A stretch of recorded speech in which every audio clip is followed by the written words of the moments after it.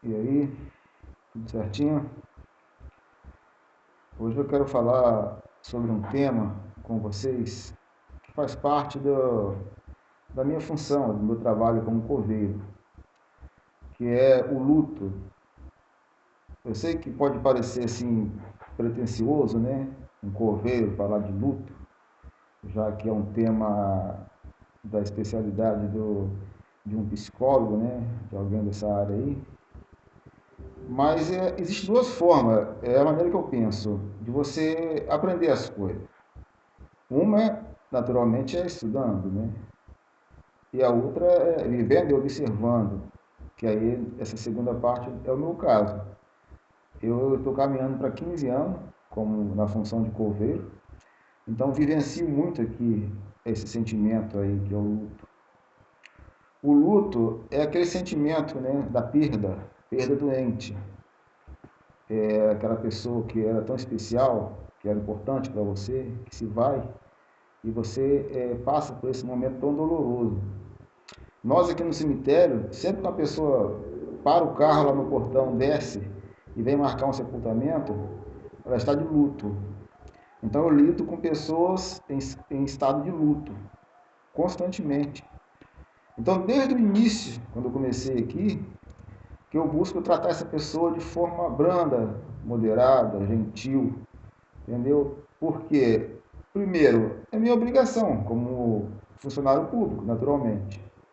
Mas isso daí, muita gente não se importa com esse detalhe. Ela trata as pessoas com grosseria, né? Com desdém, com frieza. Mas a pessoa enlutada, ela está sensibilizada, ela está vulnerável, está sentindo, né? Está doída, está dolorida. Então, não custa nada para a gente tratar essa pessoa de forma mais gentil do que seria o normal, entendeu? De forma, não vou nem dizer humana, que também isso aí é obrigação de todo mundo, mas de forma diferenciada, entendeu? Buscar resolver, buscar desenrolar qualquer problema que aparecer lá relacionado a sepultamento, é o que eu venho fazendo aqui. Então, eu venho observando essas pessoas. A partir daquele momento ali, que ela vem né, marcar o sepultamento, que ela está com um parente sendo velado em alguma funerária, e depois a reação dela com respeito à sepultura, visitas, retorno ao cemitério, entendeu? Eu venho observando isso ultimamente. Aí por isso eu quis falar um pouquinho sobre. O luto, ele não é uma coisa que eu posso falar assim, o luto é assim, e pronto, né, definitivo. Não. Nós, seres humanos, somos diferentes um dos outros, né? Uns dos outros. E é bom que seja assim, porque senão seríamos robôs, né? Seria uma vida, uma existência mecânica, engessada, sem graça, né? É bom ter essa diferença. Um exemplo é se você tem uma ponte que crianças costumam pular. Se você coloca uma placa lá, a partir de hoje é proibido pular. Muitos vão falar, que malvadeza com as crianças, não é tão divertido. Outros vão falar, que bom, era para ter colocado essa placa há mais tempo. Então, é a mesma coisa, mas tem pontos de vista diferentes. É assim, a humanidade funciona assim. Quando a gente aprende isso, a respeitar isso, a coisa fica mais fácil, a nossa vida fica mais fácil. Então, tem vários tipos de luto, né, que eu observo aqui. Tem o luto demorado, né, aquele luto é, aquela frase, né, o tempo vai apagar, o tempo vai te trazer conforto. Nesse caso não funciona muito, o tempo passa e o luto continua. O sofrer da pessoa continua, né? Eu observo isso aqui. E já tem outro que é um luto mais curto, né? A pessoa vem, sepulta, aí passa alguns dias, volta, coloca uma flor, aí depois no dia de finados volta ali, aí depois fica 5 anos, não volta mais, acontece muito também aqui. E cada família tem a sua maneira, a sua tradição de tratar essa questão aí da morte. Então eu observo aqui. Né? Um luto que eu acho interessante é o luto dos espiritualistas, dos evangélicos, dos cristãos católicos, porque eles têm uma maneira diferente de perceber o luto. Assim. Falando, alguém vai falar, mas todo mundo é católico, todo mundo é cristão. Não. Eu falo aqueles praticantes, aqueles que atuantes, que levam a sério, né? Não são todos, né? Não vou dizer a metade, talvez, da população, alguma coisa parecida com isso. Então, ele sempre tem, os católicos falam assim, é uma frase muito corriqueira na beira do túmulo, né? Ah, ele agora está lá junto ao Pai para interceder por nós. Isso conforta elas, né? Um evangélico fala, ah, ele era tão bom, tinha um coração tão bom, que Deus o levou para perto dele por ele ser tão bom. E saber que a pessoa está lá, naquele local de conforto, conforta elas também. Então, quem não tem isso, quem é um descrente, não tem esse conforto, né?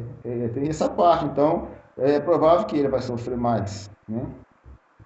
Uma outra coisa também do luto é a questão da idade da pessoa que falece, né? Quanto mais idosa a pessoa for, a família vai enfrentar de maneira mais facilitada. Porque com o passar dos anos, a idade chegando é uma coisa natural, não é que você não gosta do seu avô, da sua avó, mas você já fica meio que naquela expectativa, né? É uma coisa natural, é da natureza, envelhecer e morrer. Agora, quando isso acontece com um jovem, aí aqueles prantos de beira de sepultura, que eu vivo muito com isso aqui, né? Pessoas que se desesperam, né? No enterro de um idoso, é bem provável que você não vai assistir isso. Uma outra coisa também é o luto da viúva, né? Do viúvo. Eles fazem promessas, né? Que muitas vezes não podem cumprir, do tipo, você é o único, depois de você não terá mais ninguém. Eu aconselho a evitar, né? Porque um amor cruza o caminho da pessoa, uma experiência amorosa, romântica, e de forma inesperada, e aquela promessa ali vai por água abaixo. E aí você fica constrangido, né? Perante as pessoas que testemunharam aquela promessa meio furada que você fez ali. Então é melhor evitar essa parte aí. Sobre essa parte ainda da viuvez, né? Aí a pessoa fala assim, o que é o certo, né? Você guardar um luto longínquo, 5 anos, 2 anos, ou você passou aí 3 anos, 1 ano, engata aí algum romance aí, bola pra frente, vida que segue. Isso também não existe regra, não existe alguém que vai falar pra você o certo é isso, o certo é aquilo. Não tem como. A minha avó materna, ela ficou viúva com 42 anos e guardou a viuvez até o túmulo. Morreu com 104 anos, nunca mais quis ter um relacionamento. Ela achou que aquilo era o certo. É bonito, é romântico, mas é o certo. Na cabeça dela era, mas não quer dizer que é, entendeu? Você passar a velhice na solidão por não ter um companheiro, não pode, nem sempre é uma ideia tão positiva, né? Tão, digamos que seja o ideal, né? Então é esse tipo de coisa. Outro luto também que a gente vai citar aqui é o luto da mãe, que eu gosto de chamar de um luto eterno, né? Porque é demorado, não tem prazo.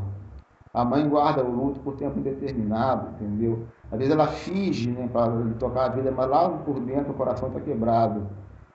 Estou querendo menosprezar a figura do pai, que o luto do pai é mais frio. Não, o pai também sente, mas a mãe sente mais. Eu sou pai, já perdi uma filha, sei como é que é. A gente não tem aquele convívio tão pleno, tão mais presente ali do que a mãe, né? A gente, por mais que a gente se esforce, as condições de trabalho, às vezes, nos afasta daquele convívio, coisa que a mãe, não vou nem falar dos 9 meses de gestação, né, que já é o diferencial, né?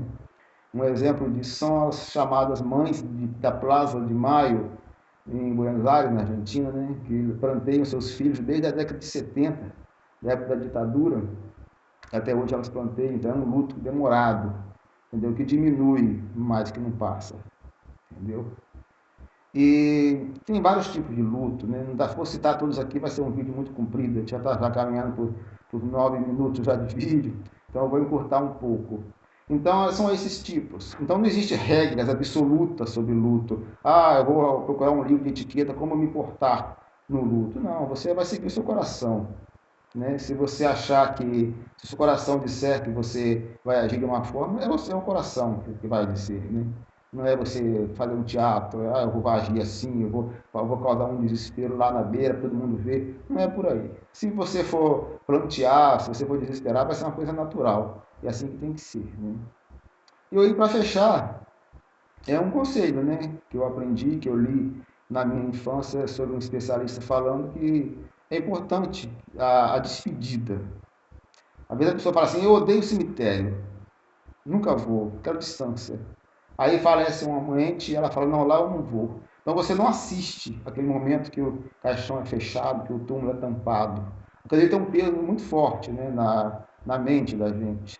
Quando você testemunha, quando você assiste aquilo, o seu cérebro interpreta, ali acabou, ali findou. Né? Aí você vai para casa já sendo preparado para tocar o barco, para seguir a vida. Mas se você fica em casa, se você não assiste aquilo dali, você vai começar a ter sonhos com aquela pessoa viva ainda, porque lá em alguma parte do seu cérebro, aquela pessoa ainda vive, você não viu a partida definitiva dela.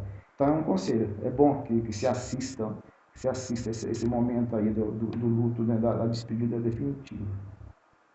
Então é isso, não vou me prolongar mais, acho que são temas básicos, fundamentais. O importante é em vida, né, em primeiro lugar, vocês valorizarem as pessoas próximas, os idosos, os velhinhos, né? Eu fui criado por minha avó, ela que foi minha mãe. Eu tenho uma ligação muito forte com os velhinhos. Então é um conselho que eu sempre dou para os jovens. Esteja presente, procure ouvi-los. Eles adoram contar histórias. Então, separe uma partezinha do seu dia para dar uma atenção para o seu avô, para o seu tio-avô, aquele idoso que convive com você ali. Isso é importante, ele vai fazer muita diferença para ele. Valeu? Até!